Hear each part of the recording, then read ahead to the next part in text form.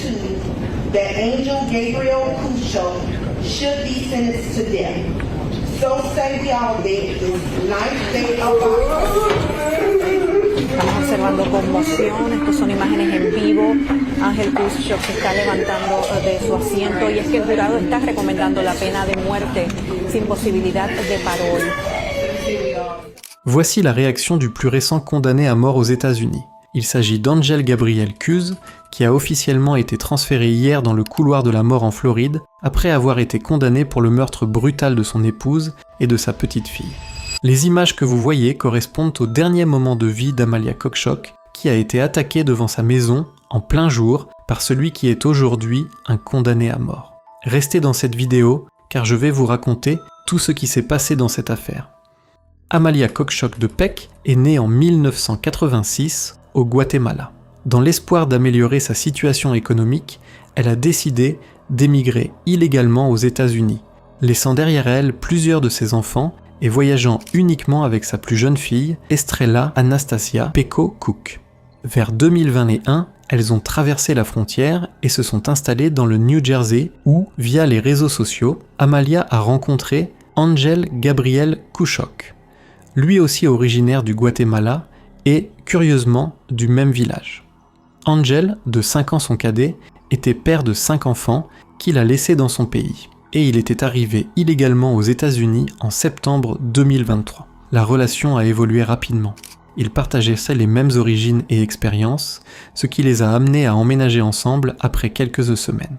Amalia a emmené avec elle sa fille Estrella. Peu après, Angel lui a dit qu'il avait trouvé du travail en Floride comme ouvrier journalier et Amalia a décidé de déménager avec lui dans l'intention de repartir de zéro et de fonder une famille. Selon la famille de la victime, elle ne ressentait pas une véritable attirance pour Angel, mais restait avec lui dans l'espoir d'offrir une vie meilleure à sa fille.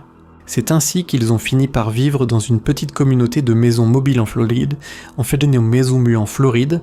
Le mercredi 24 avril 2024 a commencé comme une journée normale. Mais quelques heures plus tard, dans l'après-midi, tout a changé.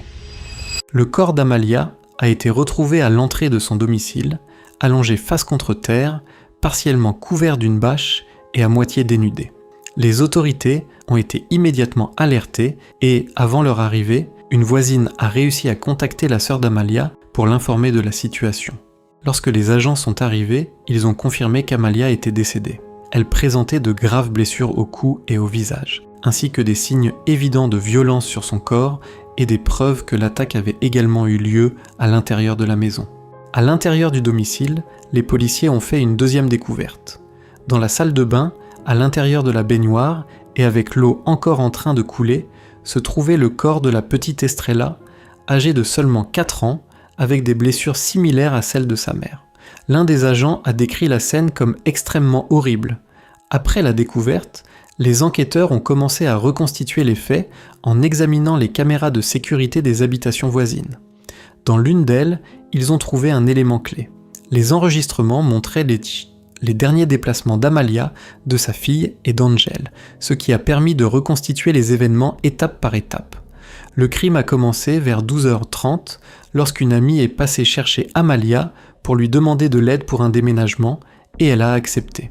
Plus tard, les caméras ont capté Angel quittant sa maison et se dirigeant vers un magasin voisin. À ce moment-là, il était déjà dominé par une jalousie irrationnelle, convaincu qu'Amalia était avec une autre personne. Il en est venu à lui passer plus de 60 appels, contrarié parce qu'elle était sortie avec sa fille en disant qu'elle reviendrait dans quelques heures, et pour lui, ce laps de temps était déjà trop long. Ensuite, les caméras le montrent entrant dans le magasin où il a acheté des bières. À un moment donné, Amalia a répondu à ses appels, et ils ont convenu de se retrouver là-bas. Quelques minutes plus tard, Amalia et Estrella sont arrivées au même endroit après avoir aidé la voisine. Elles sont entrées, la petite a pris une sucette puisqu'elle connaissait les employés, puis elles sont reparties. Ce furent parmi les dernières images de la mère et de la fille en vie. Peu après, tous les trois se sont retrouvés et ont pris le même bus pour rentrer chez eux, qui les a déposés vers 15h15. Ils ont marché ensemble jusqu'à la maison. Environ 20 minutes plus tard, une caméra a enregistré des cris provenant de l'intérieur de la maison. On sait qu'Amalia a tenté de fuir, mais Angel l'a rattrapée et l'a entraînée vers l'arrière. Les cris étaient si intenses que, selon les autorités, ils pouvaient être entendus à la distance d'un terrain de football. Là, pendant qu'Amalia suppliait pour sa vie, Angel l'a attaqué avec une arme blanche, lui causant la mort. Ensuite, il est entré dans la maison et s'est dirigé vers la salle de bain où la petite Estrella se préparait à se baigner et il l'a tuée. Tant la mère que la fille présentaient des blessures aux mains, signe qu'elles ont tenté de se défendre. Après l'attaque, Angel s'est changé, a préparé un sac et a quitté la maison. Bien qu'Amalia ne présentait déjà plus de signes vitaux, il l'a attaquée de nouveau, cette fois avec une pelle. Son nom a immédiatement commencé à circuler parmi les patrouilles et, en quelques heures, les autorités ont émis une alerte à la communauté. Une opération de recherche a été déployée dans des zones rurales, caractérisées par des champs de fraises, des broussailles denses et de vastes forêts. Les unités canines ont suivi une piste, sans résultat concluant. Face à cela, les enquêteurs ont décidé de contacter 2 frères d'Angel qui vivaient également aux États-Unis dans l'espoir d'obtenir des informations sur sa localisation. L'un de ses frères a raconté qu'il avait parlé avec lui le même après-midi des faits et que, durant l'appel, Angel lui avait fait ses adieux comme s'il savait qu'ils ne se reparleraient plus. L'autre frère a indiqué qu'il l'avait contacté moins de 2 heures plus tard et que, lors de cette conversation, Angel lui avait avoué ce qu'il avait fait. Selon son témoignage, l'attaque avait été motivée par la jalousie. Amalia avait passé plusieurs heures dehors avec une amie, il l'avait appelée à répétition et elle ne répondait pas. Le lendemain matin, un agent l'a localisé en train de marcher sur une route rurale, à plus d'1,5 km de la scène. Comme on peut le voir sur la caméra corporelle de la police, en remarquant la présence des agents, Angel a pris la fuite vers la végétation. Cependant, un chien policier a suivi sa trace et les agents ont réussi à le faire sortir des buissons. Il a résisté et s'est débattu, mais a finalement été maîtrisé et arrêté. Après la poursuite, il a été transféré au commissariat et placé en cellule. Plus tard, après qu'on lui a lu ses droits, il a été interrogé en espagnol. Au cours de cet interrogatoire, il n'a pas seulement avoué les crimes, mais il a également expliqué comment il les avait commis et a indiqué l'arme utilisée. Lors d'une conférence de presse, le ministère public a annoncé qu'il demanderait la peine de mort. Lors de cette comparution, aux côtés des proches d'Amalia, les autorités ont révélé qu'Angel avait des antécédents au Guatemala, notamment une infraction sexuelle et la mort de 2 femmes, ce qui aurait motivé sa fuite vers les États-Unis afin d'échapper à la justice. Au début du procès, un fait marquant s'est produit. Angel a demandé un traducteur en langue quiché, affirmant que sa maîtrise de l'espagnol était limitée et qu'il ne parlait pas anglais. Bien qu'après son arrestation, il se soit exprimé en espagnol sans difficulté, le tribunal a autorisé l'interprète afin de garantir qu'il comprenne la procédure. Ce service à lui seul a coûté à l'État environ 30 000 $. Pendant le procès, le ministère public a présenté des enregistrements de caméras de sécurité ainsi que les déclarations qu'Angel avait faites après son arrestation. Plusieurs photographies ont également été montrées au jury, en particulier du visage d'Amalia. Parmi les preuves, l'arme récupérée dans une poubelle a été exhibée, confirmée comme étant celle utilisée lors de l'attaque.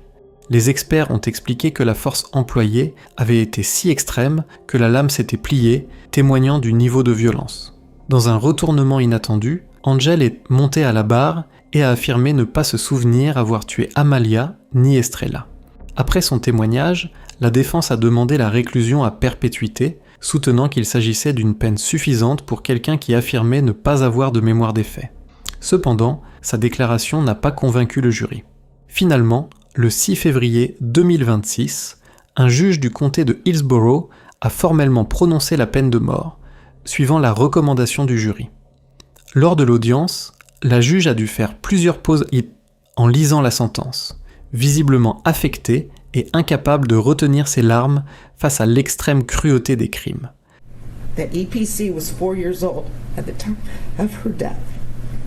La décision a également eu un impact évident sur Angel. Il a fondu en larmes et a dû être retiré de la salle. La défense a tenté de présenter des circonstances atténuantes, mais sans parvenir à modifier l'issue. Estamos observando conmoción, estos son imágenes en vivo. Ángel Kuschok se está levantando de su asiento y es que el jurado está recomendando la pena de muerte sin posibilidad de parol por cada uno de los cargos. Esto es una corte en el condado de Hillsborough. Están leyendo la decisión en estos precisos momentos. Hay conmoción en la corte. Ángel Kuschok ha reaccionado de una manera emocionante. Le 13 avril 2026, Une fois la sentence devenue définitive, il a été transféré dans le système pénitentiaire de l'État pour commencer à purger sa peine dans le couloir de la mort. Étant donné que le délai moyen avant une exécution en Floride est d'environ 24 ans, il est probable que celle-ci ait lieu autour de l'année 2050, avec un coût estimé à 24 millions de dollars pour l'État sur cette période.